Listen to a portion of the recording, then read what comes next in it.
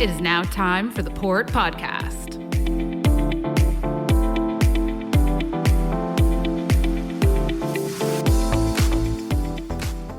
In 3, 2, 1, welcome back, everyone, and thank you for tuning in to another episode of the Port Podcast. And we have a really, really exciting one for you today. I think for the better part of over a year, we've been talking about the Canadian Coast Guard, and we're so excited to have Mike Smith finally join us today from the Canadian Coast Guard. Thank you, Mike, for joining us. Thanks for having me. Craig and I, we've been raving about it for, like I said, over a year. We've had many citizens, many just different people around the community asking about more about the Coast Guard, learning about it more. So thank you so much for joining and taking the time to be with us today. No problem. So let's dig into it a little bit. Talk to us a little bit about your role at the Canadian Coast Guard. Who are you? What do you do? Give us a day. So specifically what we do within the Coast Guard, I'm the commanding officer of the search and rescue station here in the Port of St. John. We are a 4-person crew that responds to any marine emergency happening in the port, on the St. John River, and in the Bay of Fundy. So whatever comes up that day, we operate much like our partner first responders. We get a page and head out and deal with whatever problem is coming up. So, I mean, a week can really run a lot of different scenarios. And your 4-person team is, it always seems completely prepared, ready to go. Can you tell us a little bit about a day in the life of you? Yeah, typically we keep office hours 8 to 4 p.m. where we are actively up and either doing inspections, maintenance, training. We are ready to go at a moment's notice 24 hours a day. But our typical day starts around 8. We generally have a morning briefing, have a chat about what we're going to do as a crew that day, what training is coming up, and then go sometimes our separate ways if we have individual inspections. If we have our engineer might be doing one thing, deckhands might be inspecting our rescue equipment. And then roll with the punches as they come in as the pager goes. So tell me, Mike, a little bit about the dynamic marine environment that you operate in, because we've had, guests on this podcast. We've talked a lot about our major project that deepened the harbor or the channel, the berth pocket at the container terminal. We've had the pilots come on and talk about what they have to interact with the Bay of Fundy and the freshet. Tell us a little bit about that marine dynamic from your perspective. This station specifically in the Port of St. John is rather unique. It's stationed right in the middle of the city where most of our stations are not. So we are dealing with your commercial parts of that, the fishing, the shipping. We are also dealing with the general emergencies that come with being in the middle of a city. You have around 100,000 people in and around us and our visitors. So there's lots of stuff that comes up with that. We have pleasure crafts operating up the river. As I mentioned, fishing, and then our visitors, the pleasure crafts entering the harbor. So day to day, we have a wide variety of different types of calls we go to, from disabled boaters, lost boaters, right up to your distress situations, fires, sinkings, that kind of thing. So as far as what we are seeing on the marine environment is a big wide range of stuff, and specifically being in the city, it makes it rather unique.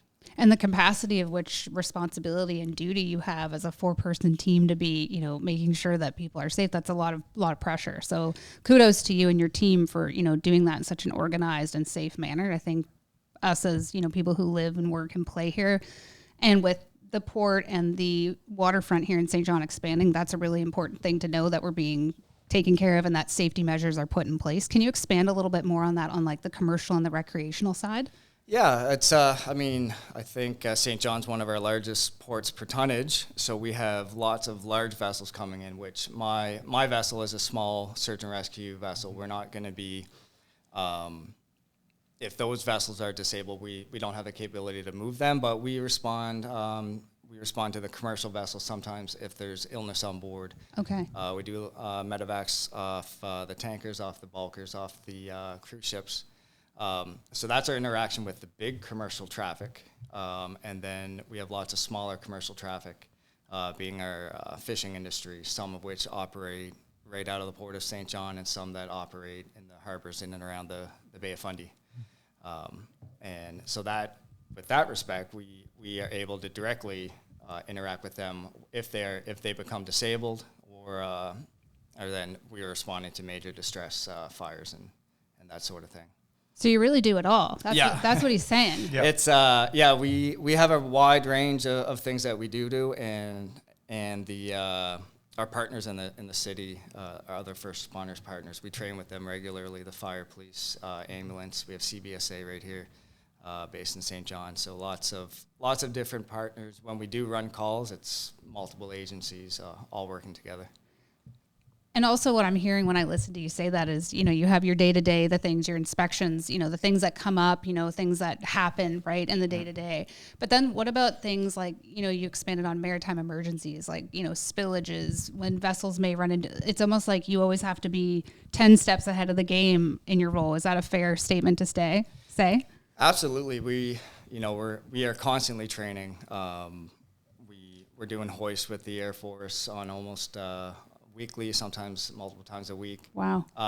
We're trained in oil spill response, assisting that's a separate section of the Coast Guard that heads that, but we're able to assist them if they require a vessel or get out and see a site. The big main focuses that people see that the Coast Guard conduct is search and rescue and protection of the environment, and that's, both those things are very important. Yeah, critically, I would say. Amongst some other stuff that we do. Yeah. So describe to us what, we have 1,000+ vessels related to the commercial activity at the Port of St. John, and that's container, cruise. You mentioned bulk cargo, liquid bulk would be a huge, massive amount of the tonnage that would occur in the outer harbor. What type of relationship would you folks locally have with kind of your Coast Guard colleagues around the Atlantic with respect to those vessels, and how much interaction would the Coast Guard kind of at large have with those vessels?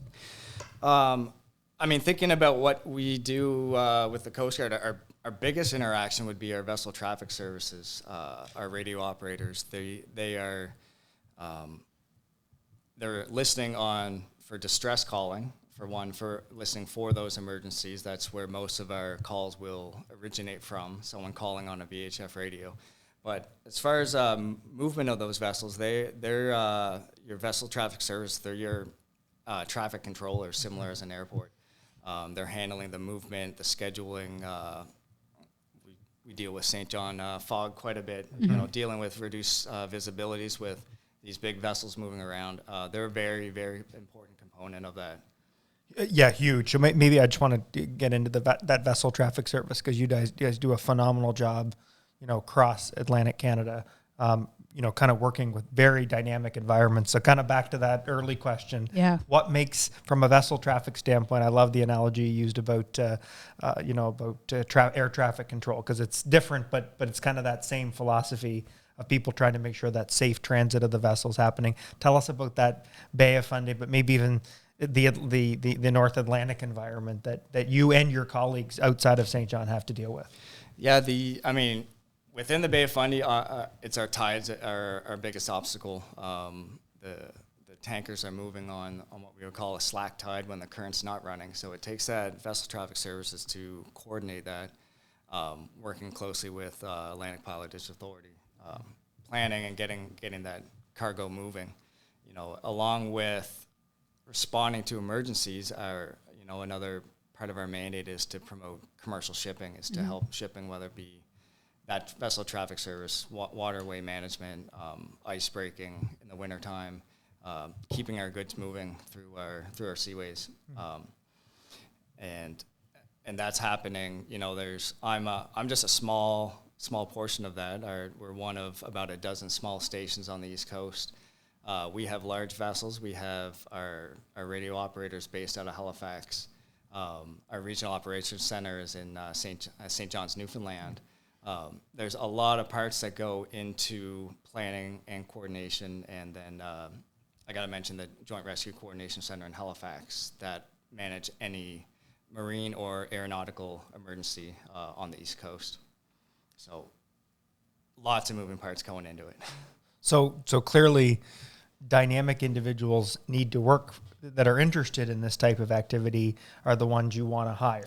So sorry, we talk a lot about jobs. Yeah. So in St. John, we've, with kind of the uptick we've experienced in cruise and in general cargo, we've hired a lot of new people, and Cait and I often get questions. The different types of jobs, attract different people. And what we want to try to promote on this podcast is, if you're sitting there, maybe, younger, you're in high school, or maybe you're post-secondary and you're not quite sure what you want to do, we're trying to highlight what people do with some of these jobs. Could you talk about some of the different positions that you would employ, not just St. John specific, but kind of across the board? Yeah. I mean, specifically at my station, search and rescue, it's more than just having a marine job, being a seafarer. You have to have a drive and an interest in that job, and it's not for everybody. But I mean, Coast Guard is not immune to we have a worldwide shortage in seafarers and a lot of industries. So we've recognized that recruitment needs to be a big part of what we do. They have stepped that up with community outreach, having promotional days, Coast Guard days, and the promotion of our Coast Guard College.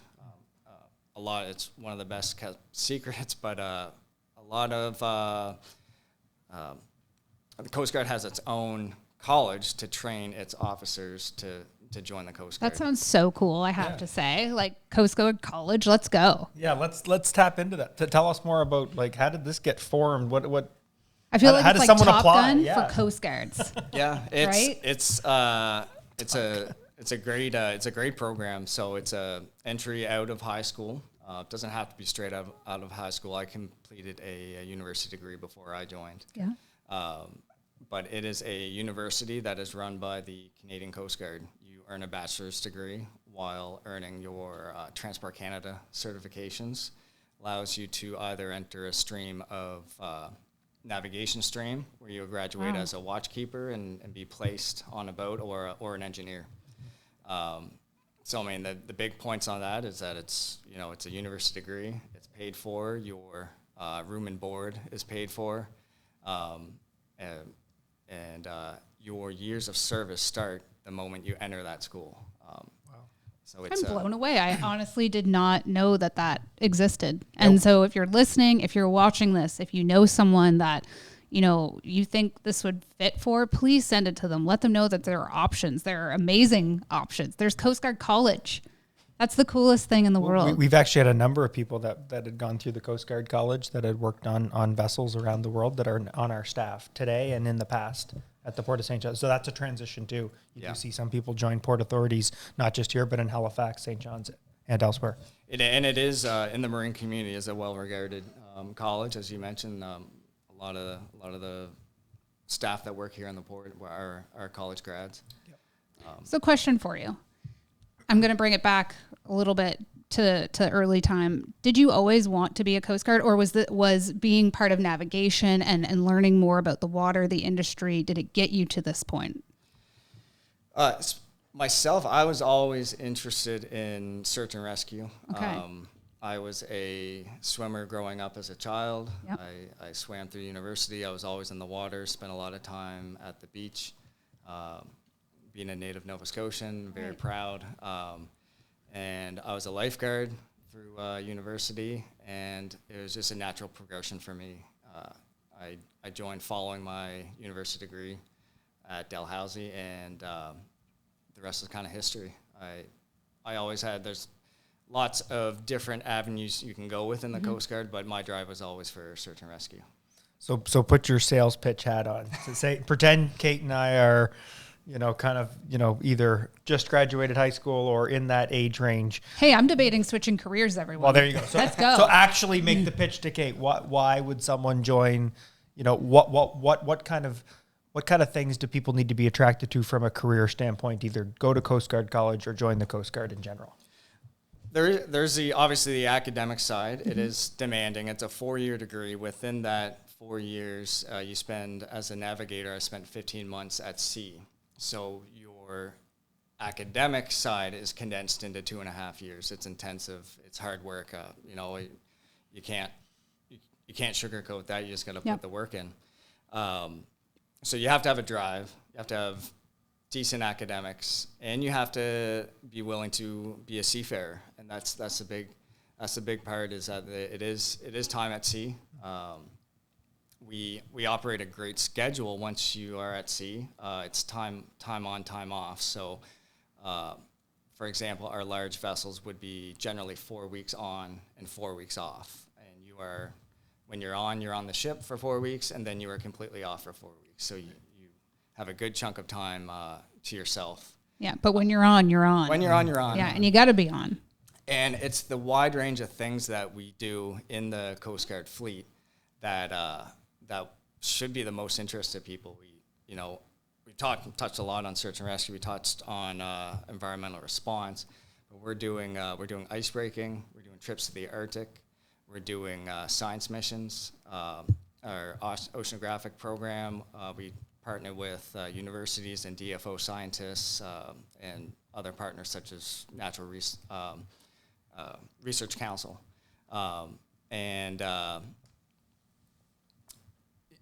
And so there's such a wide range of things that you can do, and then you have our aids and navigation program where you're out physically placing our buoys that mark our channels. It's topical here right now. Again, St. John's. That's a hot topic. The currents tend to move our buoys around a lot, Yes, they do. Yeah. And we're constantly chasing them.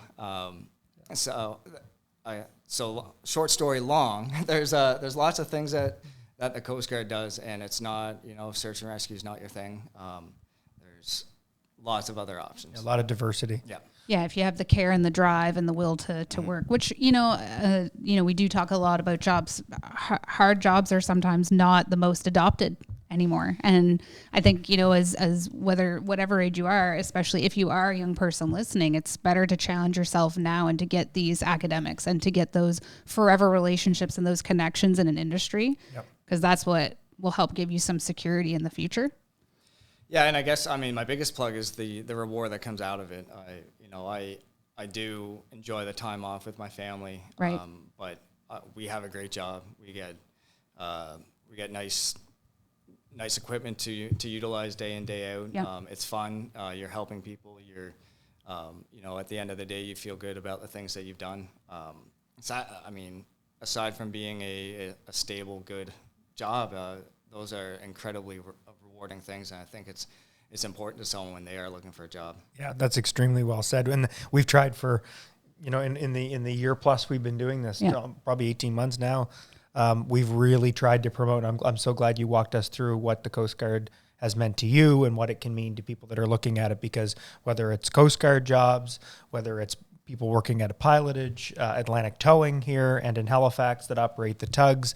We have tremendous jobs on vessel that you can have in St. John, New Brunswick, and in Atlantic Canada. Then on the land side, we have Longshore Union that's doubled, if not tripled, their workforce in the last number of years. You have Port Authority. You can work for the rail line. It just keeps growing. And if you look at the whole supply chain, that's why we promote so much about the growth and opportunity. Because if we can just handle that a little bit more incremental cargo, it's the spin-off effect of all the other jobs that will come along. And sometimes it may only be 1 or 2 people additions in the Coast Guard. It may only be 1 or 2 pilots. It may be this, but it's the cumulative effect. It's the fact that if you can create 100 amazing jobs in the supply chain, these are really well-paying, good quality jobs that can sustain someone's family. Yeah, and it's certainly changing the economy and how people look at us, from a moving here, playing here, all those elements, which is huge for our economy. Yeah. And we've seen that, we've seen the data come from that. So, Mike, can you tell us a little bit about what you personally want to achieve with the Canadian Coast Guard here in St. John, and maybe what your team wants to achieve, like here? Yeah, we really enjoy being a part of this of the community. Mm-hmm. We try and get out and meet as many people, do as many things as we can. We've partnered with the Port over a few things this summer. There's that part of, there's our standard. We're going to respond when needed. That's a given. But it's that being part of the community that makes it enjoyable for me and my crew. Mm-hmm. And with that, I think it's an exciting time for the city and for the port. I arrived here transferred here in 2019. That was prior to the West Side project starting. So we were able to see that start, progress, and finish. So it's being part in that port that's really, I think, on the verge of really turning a corner, and I think it's an exciting time for the town. Well said. And we're excited to have you here, Mike. You know, you've done a tremendous job over the last number of years with the Coast Guard. I think our relationship between the port and the Coast Guard, as well as the port and our pilots, is continuing to evolve as well. And I think we've got some bright days ahead. So we thank you for your leaderships and even the presence coming here and talking to us today. Like, this is a big deal for us, and it's really important that you can come speak to our audience that cares deeply about what's happening here and where the opportunities are. Thank you. I appreciate you having me here. And just before we go, for those who are looking, to get more information, where is the best place to find it? On our website. Perfect. Google Canadian Coast Guard. Yep. All our careers are there. We have opportunities from entry-level deckhand and engine room positions right up to senior officers. Right up to, you're hearing that, Cait? I'm right ready, up to I'm senior ready, officer. I'm ready to go. Yeah. There you go. I have another question because I know we're going to get it. Do you watch Below Deck? I have seen it. Or is okay? See, it's always one or the other. That is a loaded People question. who are in the industry, they either love it or they do not watch it. They've seen an episode. I've seen it, and I've had enough interaction with the yachts that visit our port here that they hate it. Okay. So more or less, that's the word I get from them. So Okay. I'm not sure how realistic it is, but it's great television. You're going to tag Below Deck now. I'm going to as tag we them. post We're in this. trouble now. And on the next episode, Craig and I are going to Coast Guard College. So stay tuned, everyone. And thank you for tuning into this amazing episode of the Port Podcast with Mike Smith from the Canadian Coast Guard. Thanks so much for listening.